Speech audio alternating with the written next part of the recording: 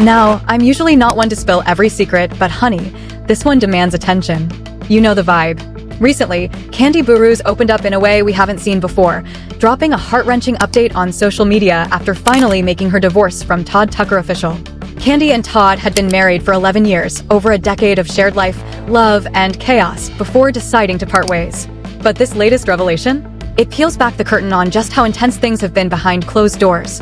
Kandi shared a carousel of photos on Instagram, smiles that could fool anyone at a glance. But her caption told the truth no image could hide. Those smiles were a mask, hiding weeks, maybe months of emotional turmoil. She admitted she's been feeling shattered, broken in ways most of us couldn't imagine. Outwardly, she still shows up for her family, her friends, her work, but inside, the pain is undeniable. Meanwhile, Todd is off in the Bahamas with his boys, claiming he's finding peace, a luxury that feels almost cruel in light of what Kandi's going through. And now, the plot thickens. Rumor has it Todd was caught texting other women. Not just harmless chatter, Funky Dinah says it went far deeper than casual messages. When Kandi discovered the truth, it reportedly shattered her world and triggered the final blow that ended their marriage. And now, the divorce? It's messy, messy, messy. Todd is going in full force, as if he weren't the one allegedly playing with fire. The streets are buzzing, and trust me, everyone has an opinion. Now, let's dive back in. Mama Joyce, we all know her radiant smile, but honey, I don't think I've ever seen her light up like this. 11 long years of marriage, and it seems she finally has her daughter back, fully, unapologetically, just Kandi. Mama Joyce was never here for Todd, and honestly, this divorce? Probably the earliest, sweetest Christmas gift she could have asked for. Now, I know some of y'all are thinking, what's she getting out of this? Let's be real, Mama Joyce has been side-eyeing Todd since day one.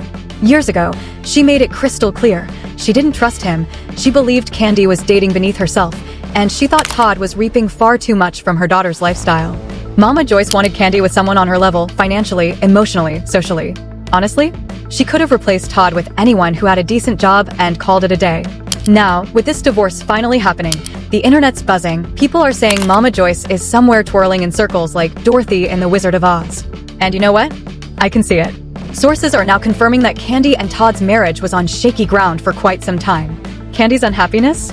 It stemmed from discovering Todd was secretly talking to other women. That's according to an exclusive tip shared with People magazine. Kandi had no idea at first. As usual, Burruss' team hasn't commented, and Tucker has remained silent in response to inquiries. Now, my people, I have to be careful covering this, facts over rumors. Kandi reportedly found out Todd was communicating behind her back before filing for divorce. So let's stop with the Todd got someone pregnant chatter. Todd had a vasectomy early on in their marriage. Yes, Todd was seen at someone's house. I've got the details, the pictures, the location, even her name starts with an H. But I'm holding back to avoid extra stress or unnecessary drama. Let's keep it real, verified, and bona fide. So, Kandi took to Instagram and shared a reel, saying, "This is what I look like when I'm going through something." A raw, unfiltered glimpse into the storm behind her smiles.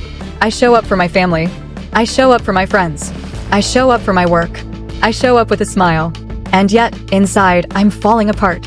Every single photo in this video? I was quietly battling something monumental, something life-shattering, and most of the people around me had no idea. My stress, my sadness, it was invisible to everyone else. This isn't pretending. This is how I survive. I internalize. I fight. I endure.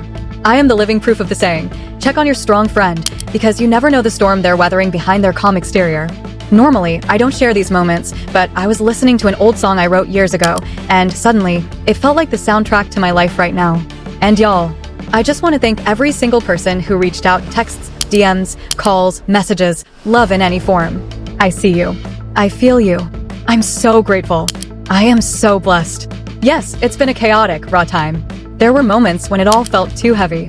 But today I'm back. Back to my grounded, determined Taurus self. I'm moving forward, chasing the sun, waiting for the light to break through. And honestly, today was a good day. Rehearsal went amazing. For everyone who tried to call while I was busy, don't worry. I'm okay. Truly. Love to you all. Meanwhile, Kandi is facing a divorce that she may have assumed would be quick, clean, and simple, especially with what many thought was a bulletproof prenuptial agreement. But she's navigating heartbreak, lawyers, custody battles, and public scrutiny all at once. And if that wasn't enough, she's gearing up for a major Broadway run. Yes, honey. Kandi is juggling it all: heartbreak, court filings, media chaos, while also stepping into a massive new role. If there's one thing we know about Kandi Burruss, it's this. No matter how shattered her personal world may be, she'll always make sure the checks keep coming in. Even when the storm rages behind the curtains, she doesn't miss a beat. But just imagine the mental toll on Kandi right now, memorizing lines, coordinating meetings, managing rehearsals, all while keeping up the image of the confident, unshakable businesswoman the world expects her to be. And she's doing all of this while navigating a divorce that seems to get messier by the day, with every new piece of paperwork dropping like a bomb. Word on the street is that Kandi's net worth sits around $30 million. So naturally, you'd think she'd have a top-tier attorney handling every detail flawlessly. Not saying she didn't hire one, but here's where things get shocking. People are spotting errors, not just in her original petition, but in her amended filings too. One paralegal in my last video even said, as a paralegal, I dare to ask, who did she hire? And yes, there was a misspelling, but let's keep moving. The documents were riddled with mistakes that a client of her level should never have to see. The spacing was off, the formatting a mess, the kind of errors you'd expect from a beginner, not a $30 million client's legal team. And she wasn't the only one who noticed. A lead attorney on YouTube called it out too. Here's the breakdown. The formatting is all over the place. Why is the petitioner over here and the respondent over there? This is basic. On the first page alone, mistakes stand out. A misplaced comma in K, Linus Tucker's name. I spotted it immediately. And the fact that paralegals were allowed to draft documents like this? That's inexcusable for a black woman worth $30 million. The same mistakes showed up in her petition to seal and her amended complaint. And then, Ty's attorney, Randy Kessler, had to step in just to point out that Kandi's original petition didn't even include a verification page. This isn't just sloppy work, it's a legal nightmare unfolding in real time, right in front of all of us. And Kandi? She's juggling all of this while trying to stay strong, stay focused, and keep her empire intact. Without that verification page, the court could treat Kandi's entire petition as defective or invalid. Her attorney, Adama McKinnon, eventually corrected it in the amended complaint, but by then, too little, too late. At this point, you'd expect someone in Todd's corner, with his resources, to avoid these kinds of blunders entirely. Comparing their finances, this is not a good look for Kandi's side. Kandi has always been the type to shop carefully, but I just hope this wasn't a case of cutting corners.